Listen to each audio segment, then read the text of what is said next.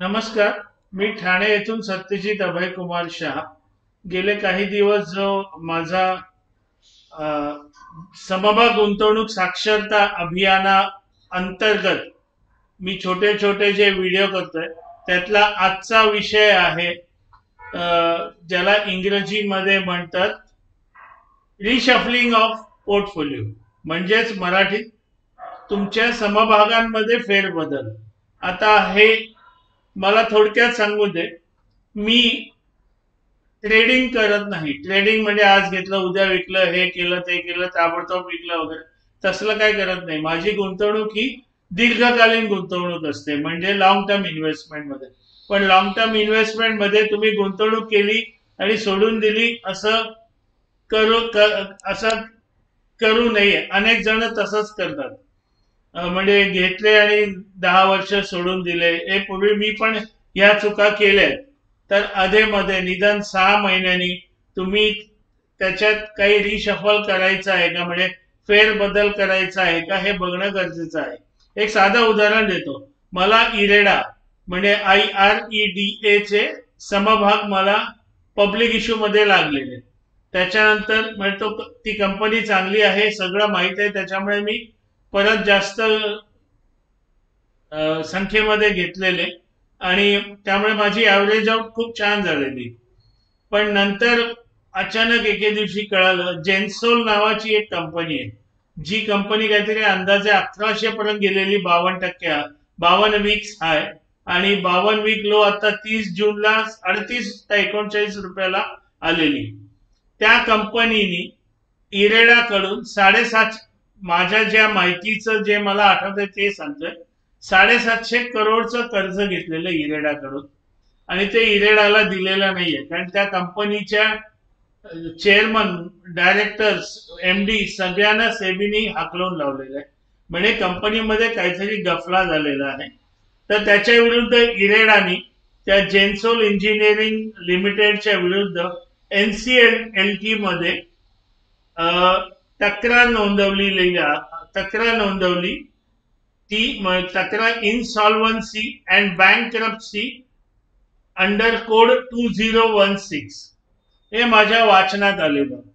मी काही त्या जेन्सोलचा वगैरे ते माझ्याकडे समभाग नव्हते, पण वाचनात आलं. मी ताबडतोब माझे इरेडाचे शेअर्स विकून टाकले. म्हणजे सुदैवाने मला फायदा होता. पण काल इरेडाचं Q1 जून 2026 चे निर्णय बाहेर आले, म्हणजे ज्याला आपण Q1 रिझल्ट म्हणतो. त्या रिझल्ट मध्ये त्यांना नुकसान झालेलं आहे.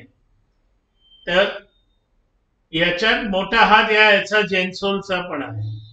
आज तो शेअर बहुतेक 5%नी इरेडा खाली पडला. तर हे जर एखाद्याने, पण इरेडा चांगली आहे चांगली चांगली शासकीय वगैरे करून गप्प बसले असते तर हे नुकसान झालं असतं. भले उद्या इरेडाचा थोड्या प्रमाणात वाढेल, पण मी तर आज समजा 160 ला आले, मी तर काय 180 का 190 ला विकलं. याचा अर्थ मी योग्य वेळी विकलाय. हे रिशफलिंग खूप गरजेचं असतं, जे अनेकांना कळत नाही त्यांना. म्हणजे मी तरी माझ्या या गुंतवणूक साक्षरता मोहिमेअंतर्गत, म्हणजे समभाग गुंतवणूक साक्षरता मोहिमेअंतर्गत मी स्टेटसला टाकलं होतं की रिशफलिंग करणं गरजेचं असतं वगैरे वगैरे, तरी अनेकांना कळत नाही. तर त्याच्यासाठीच हा आजचा भाग मी कळवलेला आहे.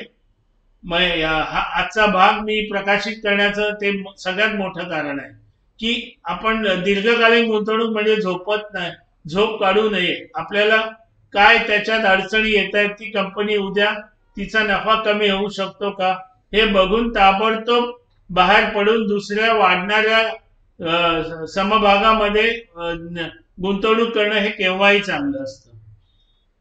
माझ्या मते मी काहीतरी माहिती तुम्हा लोकांपर्यंत पोहोचवतोय असं मला वाटतं.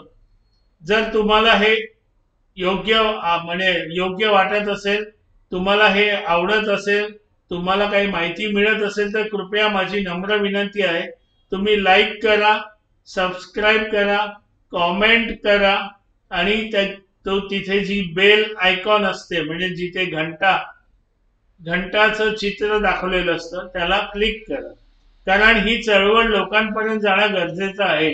अजूनही मी सांगतो, भारतातले अनेक गुंतवणूकदार 5, 6, 10, 11, 12% फक्त जिथून तुम्हाला परतावा मिळतो याच्यातच खुश आहेत.